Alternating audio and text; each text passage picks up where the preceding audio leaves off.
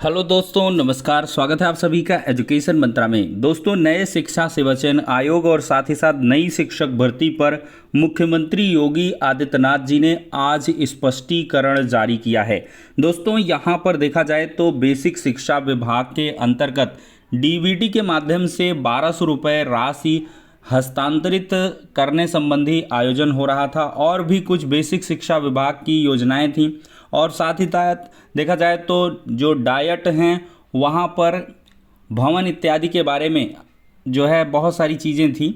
तो उन सबों पर एक बहुत बड़ा आयोजन किया गया था और देखा जाए तो बहुत सारे एजेंडे थे इसमें, लेकिन स्पेशली हम अपने मतलब की बात करेंगे जो संबंधित है नई प्राथमिक शिक्षक भर्ती से।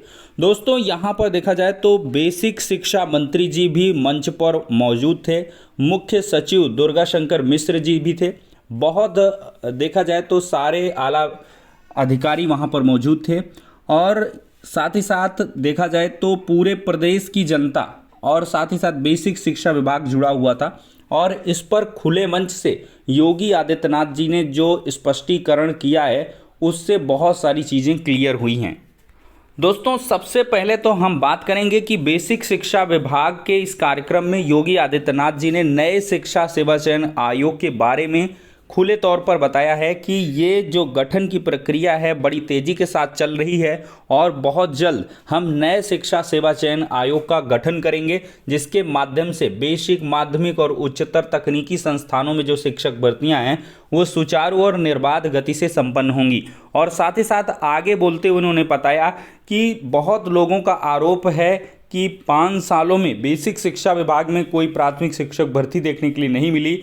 तो उन्हीं के जवाब में उन्होंने कहा है कि विगत 6 वर्षों में बेसिक माध्यमिक शिक्षा परिषद में 1,64,000 शिक्षक भर्तियां संपन्न हुई हैं। अकेले बेसिक शिक्षा विभाग में 1.25 लाख पदों पर भर्तियां हुई हैं। और साथ ही साथ इन्होंने आगे जोड़ा है कि जो लोग रिटायर हो रहे हैं और जहां पर देखा जाए तो अतिरिक्त शिक्षकों की आवश्यकता है, वहां पर निरंतर भर्ती प्रक्रिया को आगे बढ़ाया जा रहा है। मतलब कि जो पोस्ट यहाँ पर रिटायरमेंट के बाद क्रिएट हो रहे हैं उन सभी पर निरंतर जो भर्ती प्रक्रिया है वो की जा रही है। ये एक बड़ी बात कही गई है और इसी पॉइंट पर देखा जाए तो नई शिक्षक भर्ती की जो उम्मीद है वो अभी भी कायम है, क्योंकि रिटायरमेंट से लगातार 4 साल से बहुत सारे पोस्ट क्रिएट हुए हैं और रिटायरमेंट के भी आधार पर अगर पोस्ट का आकलन किया जाए तो तकरीबन 10,000 तो मिनिमम रिटायरमेंट हो ही जाता है बेसिक शिक्षा विभाग के अंदर। और 10,000 का भी अगर 4 साल 5 साल का 4 साल का भी आंकड़ा लें तो 40 से 50,000 पद आराम से निकलते हैं। तो धैर्य बिल्कुल भी ना खोएं। और देखा जाए तो विभिन्न जो राज्य हैं वहाँ से लगातार जो शिक्षक भर्तियों के नोटिफिकेशन जारी हो रहे हैं वो अवश्य ही जो उत्तर प्रदेश की सरकार है उस पर एक दबाव का कार्य करेगा और बेसिक शिक्षा विभाग में एक नई भर्ती जरूर आएगी। सभी लोग हतप्रत हैं और साथ ही साथ देखा जाए तो इस बात से आशंकित हैं कि लगातार योगी आदित्यनाथ जी 1,60,000 पदों पर शिक्षक भर्तियों का जिक्र करते हैं, तो कहीं ऐसा तो नहीं होने वाला है कि आगे आने वाले समय में कोई शिक्षक भर्ती ही ना आए।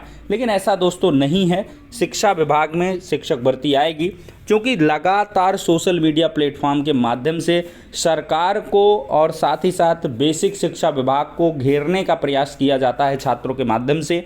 वही बहुत बड़ा इम्पैक्ट यहाँ पर डालता है।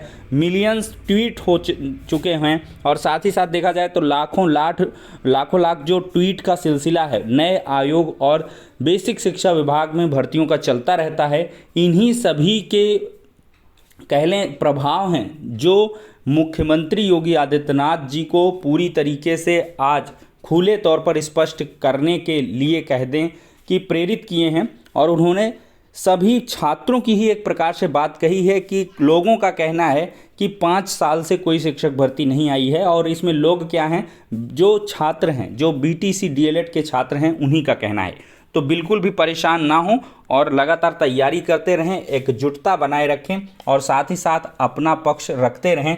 सोशल मीडिया प्लेटफॉर्म एक बहुत बड़ी पावर है और साथ ही साथ अन्य जो स्टेट में भर्तियां आ रही हैं उनका भी आप लोग जो है जिक्र किया करें। उनके जो कह लें शासनादेश हैं, समाचार पत्रों की कटिंग्स हैं, उन पर जो है फोकस करते हुए आप करें, क्योंकि लोकसभा का चुनाव है और बहुत बड़ा ये कह लें कि एक मौका बन सकता है, क्योंकि केंद्र सरकार में लगातार जो भर्तियों के नोटिफिकेशन हैं वो लगातार जारी हो रहे हैं।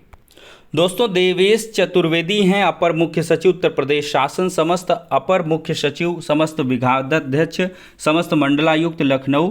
19 जुलाई 2023 के लेटर है। भारत में विधि द्वारा स्थापित विश्वविद्यालय की स्नातक उपाधि के समकक्ष अर्हता के संबंध में यहाँ पर जो जवाब है वो डाल दिया गया है। जवाब में देखिए क्या कहा गया है कि उपर्युक्त समस्या के निवारण के संबंध में सम्यक विचारों उपरांत निम्नवत निर्णय लिए गए हैं। ऐसे प्रकरणों में जहां तकनीकी प्रकृति के पद किसी विभाग की सेवा नियमावली में विद्यमान हैं, उनके लिए सामान्य स्नातक की अर्हता के स्थान पर कोई विशिष्ट अर्हता और उसके समकक्ष अर्हता अथवा किसी विशिष्ट शाखा या उपशाखा में स्नातक और उसके समकक्ष संगत नियमावली में निर्धारित की गई हैं, वहाँ विहित अर्हता के समकक्ष अर्हता को निर्धारण संबंधित विभाग द्वारा किया जाएगा। अगला पॉइंट है कि केंद्र व किसी राज्य सरकार द्वारा विधि द्वारा स्थापित किसी विश्वविद्यालय, डीम्ड विश्वविद्यालय अथवा संस्थान द्वारा अध्ययन की किसी भी शाखा में यदि स्नातक की उपाधि प्रदान की गई है तो उक्त समस्त उपाधियां स्नातक के रूप में मान्य होंगी। बहुत बड़ा पॉइंट है। अगला है कि MHRD द्वारा संचालित तकनीकी पाठ्यक्रम में प्रदान की गई स्नातक स्तर की उपाधियां मानव संसाधन विकास मंत्रालय, शिक्षा मंत्रालय और AICTE द्वारा समय समय पर निर्गत दिशा निर्देशों के अधीन स्नातक के समकक्ष मान्य की जाएंगी। ये भी बहुत बड़ा पॉइंट है कि जितनी भी MHRD के द्वारा जो कह लें कि समय समय पर तकनीकी पाठ्यक्रम में जो प्रदान की गई हैं डिग्रियां, वो ग्रेजुएशन के समकक्ष होंगी। और किसी भी प्रकार का असमंजस है केंद्र सरकार संबंधित राज्य सरकार विनियामक निकायों से, तो जैसी भी स्थिति हो तो संबंधित आयोगों द्वारा जानकारी प्राप्त की जा सकती है। उपर्युक्त समतुल्यता केवल उत्तर प्रदेश राज्य में लोक सेवा आयोग, अधीनस्थ सेवा आयोग और अन्य भर्ती संस्थानों द्वारा सेवा नियमावली में विहित स्नातक और समकक्ष अर्हता के लिए मान्य होगा। मुझे यह कहने का निर्देश हुआ है कि भारत में विधि द्वारा स्थापित विश्वविद्यालय की स्नातक उपाधि के समकक्ष निर्धारित किए जाने हेतु उपर्युक्तानुसार कार्रवाई सुनिश्चित करने का निर्णय करें। मतलब साफ है कि अब RO भर्ती में जो अर्हता का विवाद है वो खत्म हो चुका है और बहुत जल्द आपका जो पहला नोटिफिकेशन है वो RO का निकल के आएगा उत्तर प्रदेश लोक सेवा आयोग से। अच्छे खासे पोस्ट हैं और आपको हमने बताया भी था पहले भी, जाके वीडियो देख सकते हैं कि देर लगेगी अंधेर नहीं होगी और जुलाई तक आपका जो ये अर्हता विवाद है, जुलाई अगस्त तक वो ख़त्म हो जाएगा। देखिए, एक बात आप सीधे तौर पर समझ लीजिए कि लोकसभा चुनाव के पहले आपको बेहतरीन और बम्पर मौके मिलेंगे, इतनी एक लाइन काफ़ी है। तो मतलब जुलाई से लेकर दिसंबर तक का जो पीरियड है वो संक्रमणीय अवस्था का है, ट्रांजिशन पीरियड कह सकते हैं, और इसी में आपको अब दिमाग और दिल खोल करके पढ़ाई में जुट जाना है। तो फिलहाल के लिए दोस्तों इस वीडियो में इतना ही, नेक्स्ट में मिलते हैं।